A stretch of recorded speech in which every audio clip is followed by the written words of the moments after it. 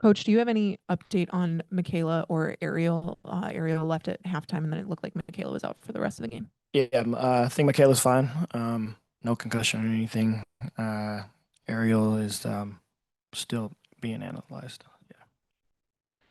Coach, you've now seen Minnesota 3 times in the last 8 games, and just the caliber you guys have been playing over them. Is there, at this particular point in the season, knowing how good they've been and the fact that you guys been able to be in these games, with the exception of the second half today, what do you think are some of the benefits of facing them at this point in the season? I think that.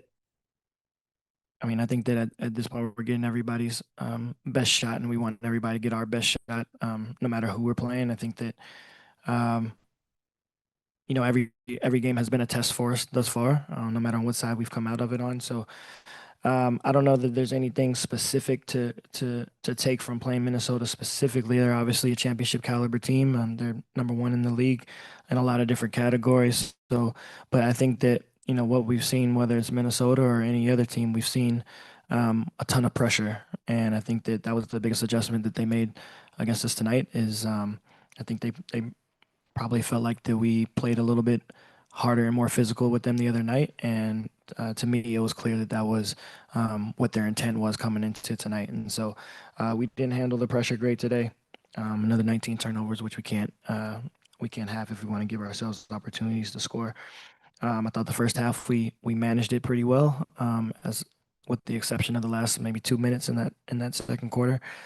Um, and then the second half, I thought that they just played a little bit harder than we did, and whether that was due to fatigue on our end or what have you, I'm not sure. But um, yeah, we didn't close out the game like we wanted to today.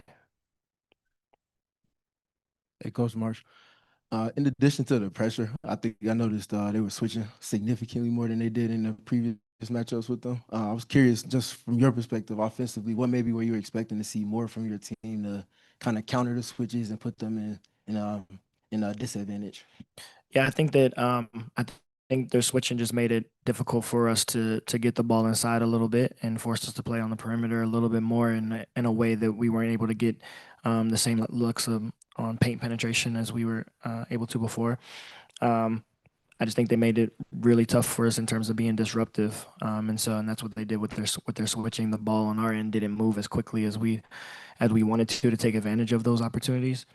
Um, and then they did a decent job with us on the offensive glass. So our second chance opportunities weren't as plentiful as it was the other night. And so, uh, again, they capitalized off of our turnovers. They were able to get out in transition off of them as well. And so we just got to do a better job of taking care of the ball. Tyler. This is, I think, the 8th game that Angels had a double-double and shooting better than 50% from the floor. What specifically do you like about her game right now? And is this kind of what you envisioned when you had her switch roles a little bit coming in? Yeah, for sure. The versatility is definitely something that I saw coming into to this season and coming into the job, and all the tape prior to that I've watched on Angel. There's different ways that I felt like she can be effective, and so in addition to rebounding and being in the low post, and I think she's shown that versatility as this year has gone on. I think that over the course of these last 8 games, it's been her aggression, it's been her willingness to, or it's been her ability to understand when she's got the lane as a scorer and when she can be a facilitator. And so then obviously what she brings on the defensive end as well. And um, I know she didn't pull down any offensive rebounds tonight, but she had 10 defensive rebounds, and those are key too. And so I thought Minnesota made a conscious effort to keep her off the offensive glass today, and but she was able to find ways again to grab 10 defensive rebounds. I think that again, though, I think to answer your question directly, it's just been her aggression and being able to recognize her opportunities in different areas of the floor, whether it's in the low post, high post, or on the perimeter, and being able to feed off of her teammates from that standpoint as well.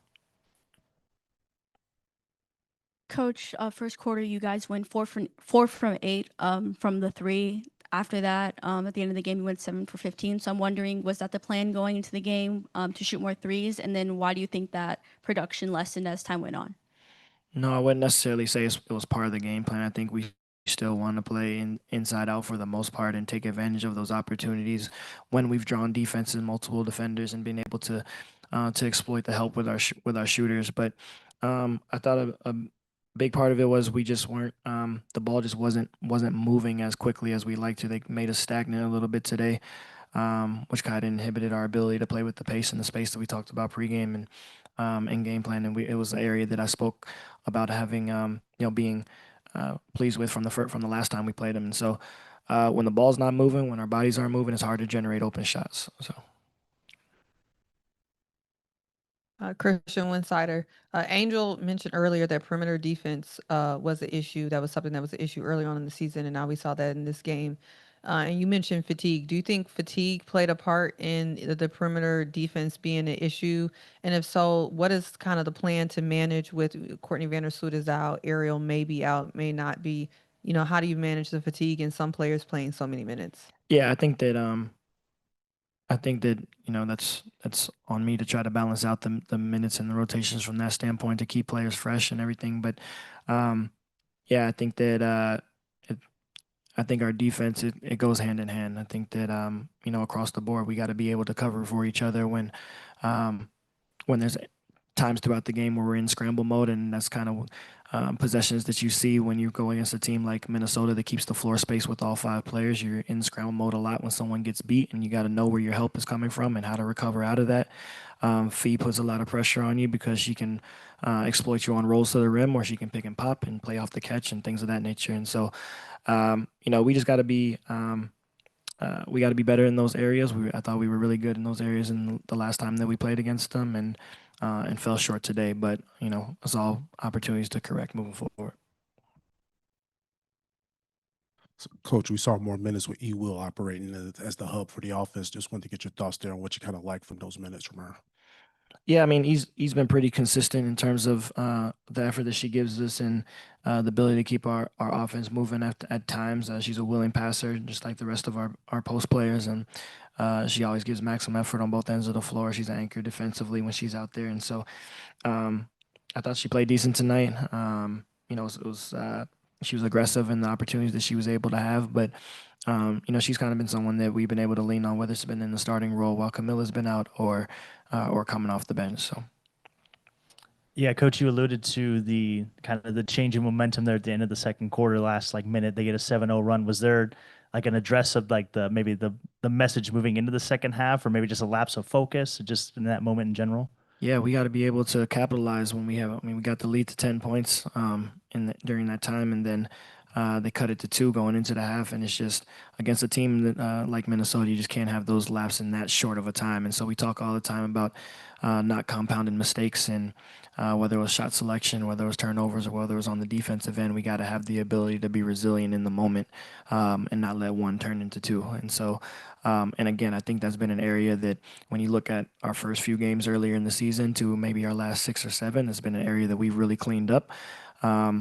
But tonight it just didn't happen that way. Coach, more on that, just kind of, you talked a lot about having the right mindset in the game, taking care of the ball.